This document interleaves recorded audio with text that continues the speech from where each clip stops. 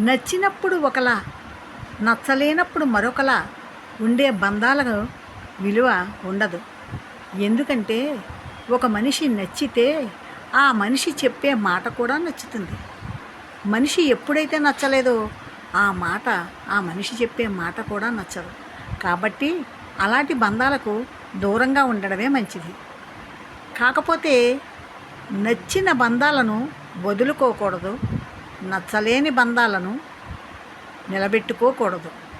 అప్పుడే ఆ బంధం విలువ వాళ్ళకు తెలుస్తుంది. ఎప్పుడు తెలుస్తుంది? ఆ బంధం ఒక జ్ఞాపకంగా మిగిలినప్పుడు ఆ బంధం యొక్క విలువ తెలుస్తుంది. బంధాలకు విలువ ఇవ్వని వాళ్ళు ఎంత బలవంతుడైతే ఏమి, ఎంత ధనవంతుడైతేనేమి ఎదుటివారికి చులకనగానే కనిపిస్తాడు. బంధాలే జీవితంలో శాశ్వతం, డబ్బు ధనము కాదు.